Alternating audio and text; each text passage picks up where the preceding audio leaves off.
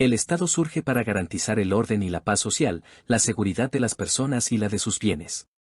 Para ello se vale del poder público, a través de funcionarios que se erigen como autoridades públicas, y de las leyes, a fin de establecer el orden público que manda la Constitución.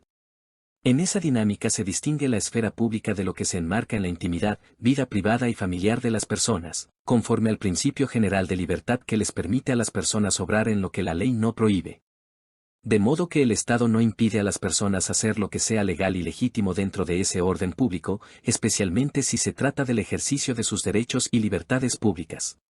Pero cuando las personas hacen lo contrario, incumpliendo la ley o haciendo lo que ésta prohíbe, se está en presencia de una infracción legal, una falta o un delito. Y ante esta situación, el Estado puede actuar a través de la ius puniendi, es decir, la facultad, derecho o poder que le reconoce el orden constitucional para perseguir y castigar a quien comete hechos ilícitos con su conducta.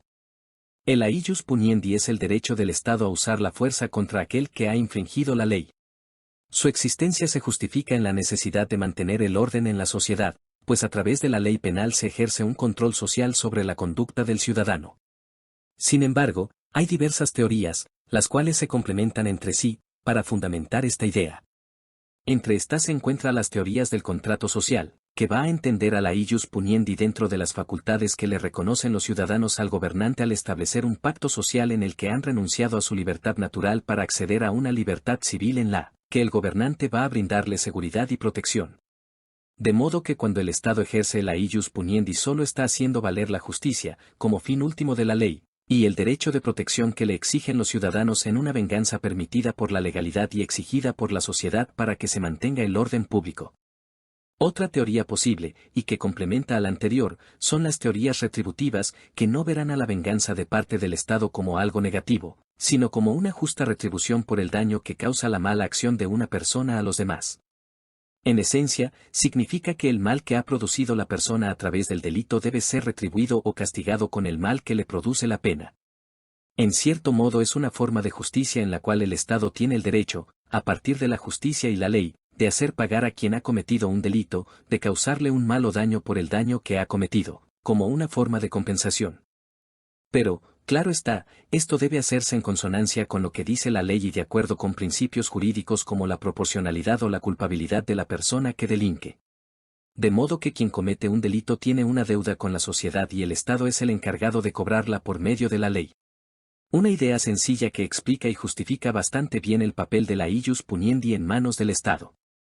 Sin embargo, la teoría de la defensa social va a proponer que el fin de la ius puniendi, pese a conllevar la represión del delito, está en defender a la sociedad frente a acciones que puedan lesionarla, por lo que no solo se castiga mediante la represión, sino que también se debe prevenir el cometimiento de actos ilícitos y buscar la rehabilitación de la persona que los ha cometido.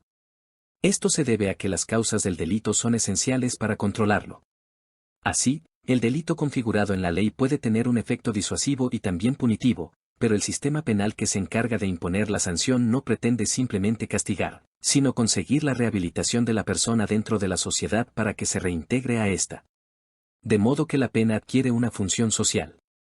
De igual manera, otras teorías, como las que abogan por la prevención, van a centrarse en el papel que tiene el ius puniendi para prevenir delitos y evitar que se cometan, en vez de solo castigarlos. Lo anterior justifica que el ius puniendi no se ejerza como mera coercibilidad de parte del Estado, sino en consonancia con una política criminal, es decir, mediante un conjunto de métodos, principios y estrategias que se integran coherentemente para orientar al Estado en el uso y aplicación de la ius puniendi para atender y tratar los actos ilícitos, de acuerdo con la finalidad de la ius puniendi, y también para la prevención, control y represión de la delincuencia o la violencia que ésta provoca. De modo que la política criminal no es una ley, pero puede estar contenida en esta. Y su formulación forma parte de la técnica que utiliza la administración pública para crear sus políticas públicas y de Estado.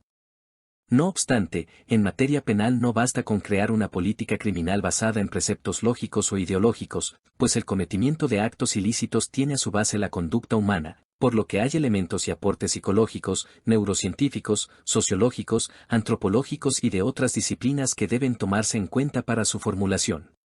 Así se consolidan algunas disciplinas como la criminología, victimología, psiquiatría forense, psicología forense, informática forense, medicina legal, toxicología forense y otras más, como parte de las ciencias penales, es decir, el conocimiento científico que se usa para entender mejor la mente criminal y los ilícitos para crear estrategias de prevención, represión y rehabilitación. Pero el aius puniendi es un poder que el Estado solo puede usar contra la persona cuando ésta ha cometido un acto ilícito, pues debe ejercerse en el marco de la legalidad y en respeto de las garantías constitucionales. Por eso, el Estado crea la ley penal. Y las ciencias jurídicas estudian su integración, interpretación y aplicación a través del derecho penal, en su parte sustantiva, y del derecho procesal penal, en sus aspectos más prácticos. De esta manera, el derecho penal se nutre de la política criminal y al mismo tiempo orienta su aplicación desde sus principios y los preceptos constitucionales que contiene, pero también se vale de los aportes de las ciencias penales para entender mejor el delito y la acción que tiene la ley o el sistema judicial sobre este. Y no solo eso, el derecho penal se aplica mediante la técnica jurídica y el derecho procesal mediante la técnica forense que comprenden el trabajo que realiza el abogado, como científico del derecho y como experto de la ley. Al abogado que ejerce y se especializa en casos penales se lo llama abogado penalista y su trabajo se centra en la actividad legal y administrativa del Estado para la aplicación de la ius puniendi por casos delictivos, la política criminal, así como la interpretación y aplicación de la ley penal.